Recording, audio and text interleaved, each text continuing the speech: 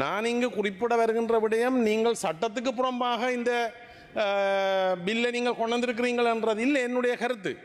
இந்த நாட்டினுடைய அரசியலமைப்புக்கு மாறாக ஒரு சட்டத்தை கொண்டு வந்திருக்கிறீர்கள் என்பதை தான் என்னுடைய கருத்தாக நான் சொல்ல விரும்புகிறேன்.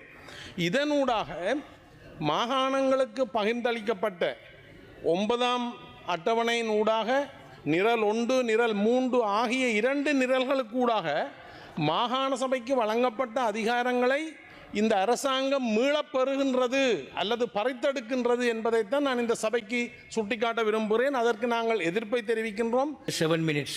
ஓகே ஓகே நன்றி. பிரதி சபாநாயகர் அவர்களே, இன்றைய இந்த விவாதம் தொடர்பாக நான் ஒரு பாயிண்ட் ஆஃப் ஆர்டருக்கு கருத்து சொல்ல வழிகிட்ட போது இந்த சபையிலே அதற்கான இடம் தராமை என்பது எங்களுடைய கருத்துக்களை வெளியில் சொல்கிறதுக்கு தடை விதிப்பதற்கு சமனான ஒரு விடயத்தை இன்று சபாநாயகர் அவர்கள் செய்திருக்கிறார். நான் அங்கு கூற வந்த விடயம் என்னென்று சொன்னால், இந்த நாட்டினுடைய அரசியல் அமைப்பின் அடிப்படையிலே சுற்றுச்சூழல் என்பது இந்த அரசியல் அமைப்பின் அட்டவணை 9 நிரல் 1 நிரல் 3 2க்கும் பொறுப்பான ஒரு விடயம். அவ்வாறான ஒரு விடயத்தை இந்த சபைக்கு கொண்டு வரக்கு முதல் இந்த அரசியலமைப்பின் அடிப்படையிலே மாகாணங்களிடம் கேட்க வேண்டிய இது தொடர்பான கருத்து கேட்க வேண்டிய ஒரு கடமை அரசியலமைப்பின் அடிப்படையிலே இருக்கின்றது. அது இன்று மீறப்பட்டிருக்கிறது. ஆனால் கௌரவ சுற்றாடல் அமைச்சர் அவர்கள் பேசும்போது அவர் சட்டமா அதிபரனுடைய எழுத்து மூலமான ஒரு ஆணையோடு இதை சபைக்கு கொண்டு வந்ததாக தெரிவித்திருக்கிறார். அந்த கருத்துக்கு நான் நன்றியை தெரிவித்துக் கொள்கிறேன். ஆனால் நான் இங்கு குறிப்பிட வருகின்ற விடயம், நீங்கள் சட்டத்துக்கு புறம்பாக இந்த பில்லை நீங்கள் கொண்டு வந்திருக்கிறீர்கள் என்றது இல்லை என்னுடைய கருத்து. இந்த நாட்டினுடைய அரசியலமைப்புக்கு மாறாக ஒரு சட்டத்தை கொண்டு வந்திருக்கிறீர்கள் என்பதை தான் என்னுடைய கருத்தாக நான் சொல்ல விரும்புகிறேன்.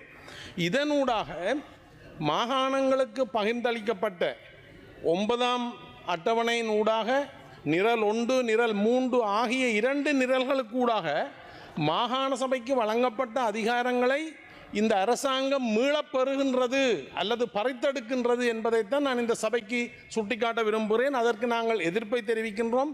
இந்த உள்ளூராட்சி மன்றங்களும் அல்லது மாகாண சபையினுடைய அதிகாரங்களை இந்த அரசாங்கம் மீளப்பெறுவது இந்த அரசாங்கத்தினுடைய தேர்தல் விஞ்ஞாபனத்துக்கு எதிரான ஒரு செயற்பாடு என்பதை இந்த சபைக்கு நான் சுட்டிக்காட்ட விரும்புகிறேன். அந்த அடிப்படையிலே எங்களுடைய நாட்டிலே இந்த பிரச்சனைக்கு நாட்டிலே ஏற்பட்ட முறுகல் நிலைக்கு யுத்தத்துக்கு காரணமான அதிகார பகிர்வுக்கு எதிராக இந்த அரசாங்கமும் நடந்து கொள்கிறது என்பது வேதனைக்குரிய விடயமாக இருக்கின்றது.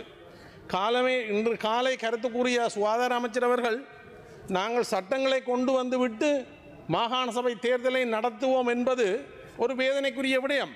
மாகாண சபைக்கு பகிர்ந்தளிக்கப்பட்ட அதிகாரங்களை எல்லாத்தையும் பறித்து போட்டு அதற்கு பின்னர் மாகாண சபை தேர்தலை வைத்து இந்த உலகத்தையும் மக்களையும் ஏமாற்றுவதற்காக மாகாண சபையை சிறு எண்ணிக்கையிலே சிறுபான்மையான மக்களுக்கு வழங்குவது அல்லது இந்த நாட்டுக்கு மாகாண சபையை வழங்குவது, அந்த முறைமையை வழங்குவது என்பது ஒரு ஏமாற்று வித்தையாக நான் பார்க்கின்றேன். அந்த வகையிலே இந்த சட்டமூலத்தை இந்த உயரிய சபைக்கு கொண்டு வந்த நடைமுறையில் இருக்கின்ற பிரச்சனைகள் ஒரு பக்கம் இருக்க, அதற்கு மேலதிகமாக பகிரப்பட்ட அதிகாரங்களை மீண்டும் பெறுவது என்பது மிகவும் வன்மையாக கண்டிக்கப்பட வேண்டிய விஷயம்.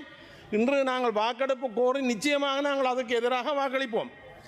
கடந்த ஆட்சி காலத்திலே பசில் ராஜபக்ஷ அவர்கள் இதே மாதிரி திவிநெகும சட்ட மூலம் கொண்டு வந்தபோது குறைந்தபட்சம் அவர் 9 மாகாண சபையிட்டையும் இப்படி ஒரு சட்டமூலம் சம்பந்தமாக உங்களை கருத்துக்களை தெரிவிங்கள் என்றாவது கொண்டு வந்தார் சொல்லி. ஆனால் இந்த அரசாங்கம் அதையும் செய்யவில்லை.